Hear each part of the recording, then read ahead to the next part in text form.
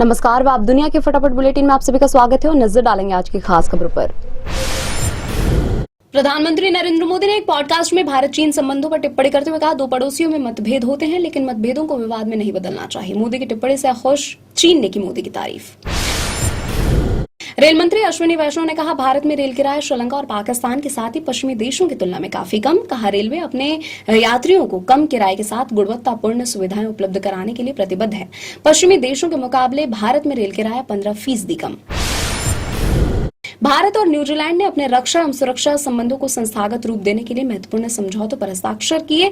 इस मौके पर प्रधानमंत्री नरेंद्र मोदी ने न्यूजीलैंड के अपने समकक्ष क्रिस्टोफर लक्सन को उनके देश में कुछ गैरकानूनी तत्वों द्वारा भारत विरोधी गतिविधियों को अंजाम दिए जाने पर चिंता से अवगत कराया। हाफिज सईद की मौत की खबरों के बीच पाकिस्तान का दावा, जिंदा है लश्कर सरगना हाफिज इस समय लाहौर के सेफ हाउस में मौजूद। कहा, अबू कताल पर हुए हमले के वक्त उसके साथ मौजूद नहीं था सईद।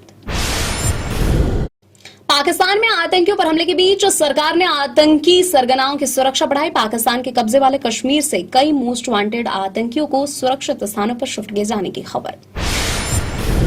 रक्षा मंत्री राजनाथ सिंह और अमेरिका के राष्ट्रीय खुफिया निदेशक तुलसी गबार्ड ने कई मुद्दों पर चर्चा की। विशेष रूप से रक्षा और सूचना साझा करने के क्षेत्रों में भारत और अमेरिका के बीच सामरिक संबंधों को मजबूत करने पर ध्यान केंद्रित किया गया।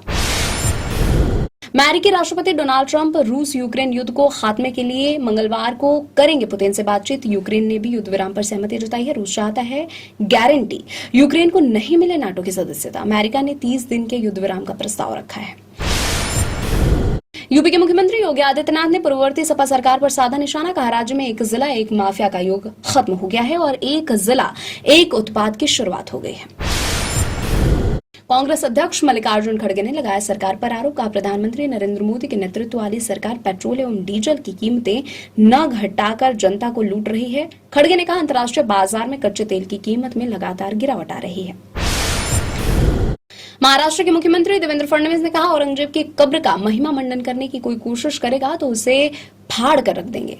फडणवीस ने कहा, केंद्र सरकार ने छत्रपति शिवाजी महाराज के 12 किलों को विश्व धरोहर स्थल के रूप में मान्यता दिलाने के लिए यूनेस्को को एक प्रस्ताव भेजा है। हरियाणा के मुख्यमंत्री नायब सिंह सैनी ने 2025-26 के लिए 2.05 लाख करोड़ रुपए के बजट का प्रस्ताव किया। यह 2024-25 के संशोधित अनुमान से 13.70% अधिक है।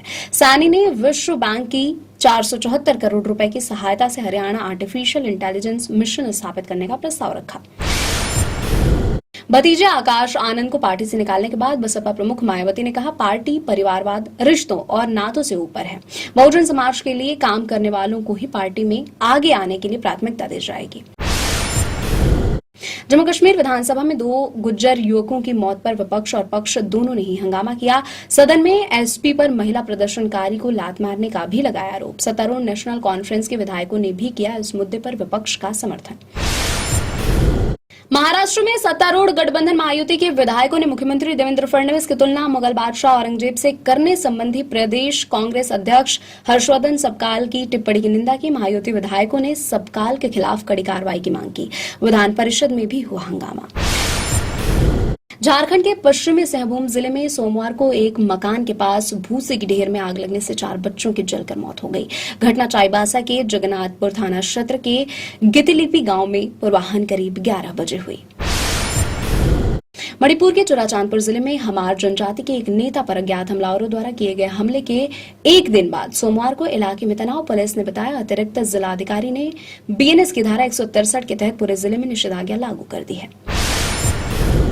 कोलंबिया यूनिवर्सिटी से पीएचडी कर रही भारतीय छात्रा रंजनी श्रीनिवासन ने उस भयावह पल के बारे में बताया जब संघीय आवर्जन अधिकारियों ने पहली बार विश्वविद्यालय में उसके अपार्टमेंट पर दस्तक दी थी। रंजनी ने हमास के समर्थन के आरोपों में उसका छात्र वीजा रद्द किए जाने के बाद खुद अमेरिका छोड़ने का फैसला किया। लगातार गिरावट के बाद शेयर बाजार में तेजी। बेसिस सेंसेक्स 341 अंक की बढ़त के साथ 74,170 अंक पर हुआ बंद। निफ्टी 112 अंक चढ़कर 22,509 अंक पर हुआ बंद। कानूनी पचड़े में फंसे सेलेबस ओरी माता वैष्णो देवी के बेस कैंप कटरा के होटल में शराब पीने का लगा आरोप। ओरी समेत उनके 8 दोस्तों पर दर्ज हुई एफआईआर। पुलिस ने कहा, धार्मिक स्थल पर ऐसी गतिविधि बर्दाश्त नहीं करेंगे। अंकिता लोखंडे समेत 25 टीवी सेलिब्रिटीज संग हुई धोखाधड़ी। एक एड एजेंसी ने सभी सेलेब्स से एनर्जी ड्रिंक का ऐड करवाकर नहीं किया पेमेंट। पुलिस ने सेलेब्स से 1.50 करोड़ की धोखाधड़ी करने के आरोप में 5 लोगों के खिलाफ दर्ज किया मामला। ये थी आज की फटाफट बुलेटिन और ऐसे ही ताज़ा अपडेट्स के लिए बने रहे हमारे साथ, यानी कि विजिट करें आप दुनिया पर।